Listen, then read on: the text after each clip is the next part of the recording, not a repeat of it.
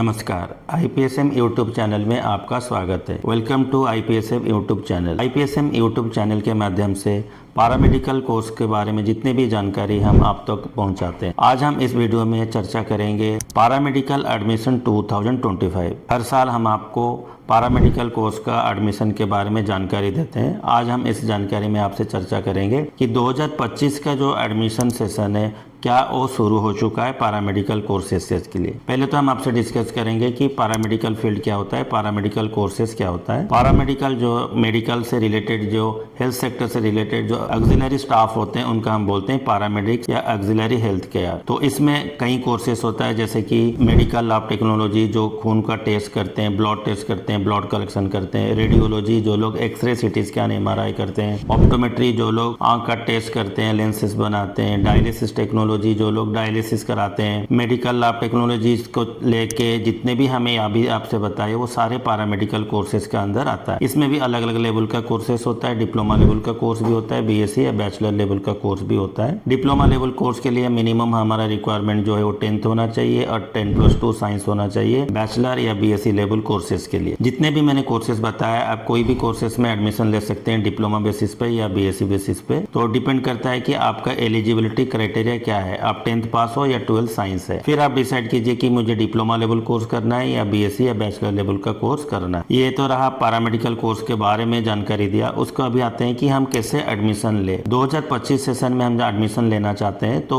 कई जगह में एडमिशन प्रक्रिया शुरू हो चुका है। जो एडमिशन प्रक्रिया है वो दो तरह का हो सकता है। एक तो होता है गवर्नमेंट में जो इंस्टीट्यूट है उसमें जाने के लिए गवर्नमेंट में एंट्रेंस टेस्ट होता है, उसको हमें एलिजिबल होना चाहिए। दूसरा प्राइवेट एडमिशन के लिए हम डायरेक्ट एडमिशन भी ले सकते हैं या प्राइवेट इंस्टीट्यूट या यूनिवर्सिटी जो होते हैं वो अपना एडमिशन क्राइटेरिया बनाते हैं या एंट्रेंस टेस्ट करते हैं, उसी बेसिस पे हम एडमिशन ले सकते हैं। कोई भी एडमिशन लेने के लिए पहले हमें देखना हो कि मैं कोर्स करना चाहता हूँ, उसका एलिजिबिलिटी क्या है, क्या मैं उस कोर्स के लिए एलिजिबल हूँ या नहीं हूँ। फिर सेकंड स्टेप में देखेंगे कि ये जो कोर्स है उसका ड्यूरेशन के हिसाब से मैं कितना ड्यूरेशन दे सकता हूँ, डिप्लोमा करना चाहता हूँ या BSc करना चाहता हूँ, क्यों ये डिपेंड करता है कि ड्यूरेशन का ऊपर। तीसरा आता है कि जो मेन क्राइटेरिया किसी भी स्टूडेंट्स के लिए होता है वो होता है मॉनिटरी फैक्टर्स, कि मैं जो खर्चा करूंगा वो कितने तक कर सकता हूँ, क्योंकि जरूरी नहीं है कि मैं जो खर्चा नहीं कर सकता हूँ उस चीज को पढ़ पाऊँ, ऐसा हमें बिल्कुल भी नहीं सोचना चाहिए। कोई भी चीज हम अपना जो फैक्टर्स है, इफेक्ट हमें खुद को करता है, उसको ध्यान में रखते हुए करना चाहिए। तो अभी हम क्या करें, कोई भी वेबसाइट पे जाइए, हम सर्च कीजिए